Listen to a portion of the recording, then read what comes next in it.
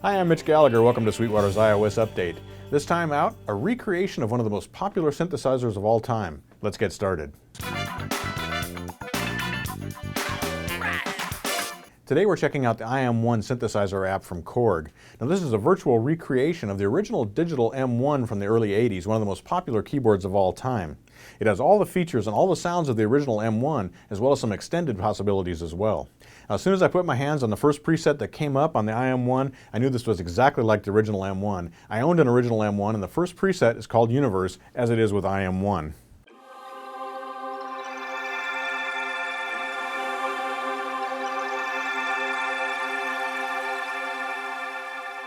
That's exactly the way I remember the Universe patch sounding on my original M1. Now we've got tons of presets available inside the M1. It comes with all the original sounds as well as many of the sound cards, and you can add more sound cards using in-app purchases. There are two sets, one for the M1, and they also have recreated the T1 sounds as well. So in total you can have over 3,300 sounds loaded inside of iM1. You can access those sounds using the preset menu. Just tap on the preset name and all the different presets come up. Here we're looking at the best of the iM1 collection. This is a set of 100 different presets. A lot of the great sounds from the M1 are in here.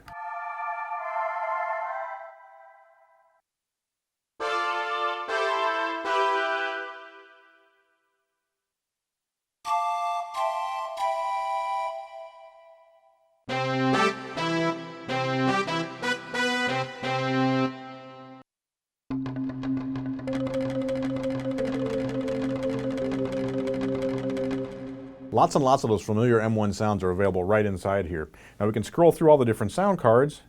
Here's memory card, here's drums 1. That also has other sounds in it as well, percussion sounds.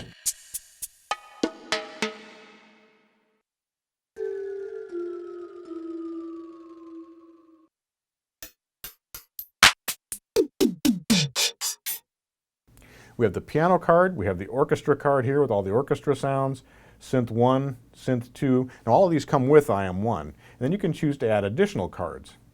Here's the M1 sets over here. There's user sets. We've got T1 presets, Dreampad 2, Angels,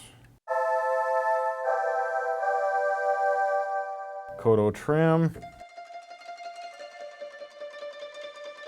So again, iM1 comes with hundreds of sounds, and you can expand that to thousands of sounds using the in-app purchases, which are very inexpensive. Controlling iM1 is very simple. We've got an easy view here that gives us access to the most used parameters. We can set up our oscillator, we can work with the filter, the envelope, the insert effects, and we can dig deeper if you want to get into programming sounds yourself. So there's an oscillator page, there's a filter page, an amplifier page, there's also a control page that gives you access to aftertouch, pitch bend, those types of controllers, and then we've got an insert effects page as well. Just like with the original M1, we can work with single programs or single sounds one at a time, or we can work with combis and multis, which allow us to create splits, layers, and multi-timbral setups. So if we switch over to a combi, we have access to a couple of different menus here. The first one is a performance menu, and this gives us access to a lot of the different parameters for each of our 8 different parts within that multi-timbral or layered setup. We also have control over the MIDI setup for each of those different parts as well. So we can assign those to the same MIDI channel to create a layered or split effect, or we can assign them to different MIDI channels to create a multi-timbral setup. We can play the sounds using the small keyboard on screen, or you can set up a larger keyboard, or we can also open up a Chaos Pad. Now Chaos Pad works basically like a joystick. We have 2 available to us, and we can assign those to different parameters. We can use them as a joystick to control the oscillator, to control the filter, or to control the effects. We can also hold a setting using the hold setup here.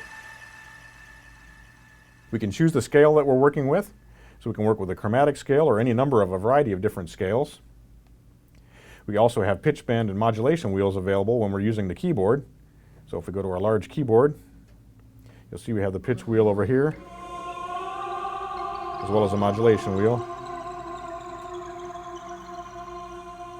Now if we go to the file page, we can create a new preset, we can save presets, open presets, but we can also import from the Korg Legacy collection, which runs on computer. So you can bring sounds in, or you can take sounds from inside iM1 and use them inside the computer-based Korg Legacy collection.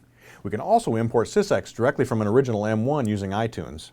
One other bonus, if you're using Korg's Gadget app, you can actually open iM1 inside Gadget and use it as one of the instruments that's available in there for sequencing and creating songs. I hope you've enjoyed this look at iM1 from Korg. It really is an authentic recreation of the original M1 keyboard. It has all those great sounds, and you can expand on those sounds using the in-app purchases. So many different timbres available, whether you're looking for the sounds from the 80s or you're looking for fresh sounds that you can use in your songs today. Thanks for joining me for Sweetwater's iOS update. Be sure to tune in next time. We'll have more apps, more hardware accessories, and more tips on making music with your iOS devices. I'm Mitch Gallagher.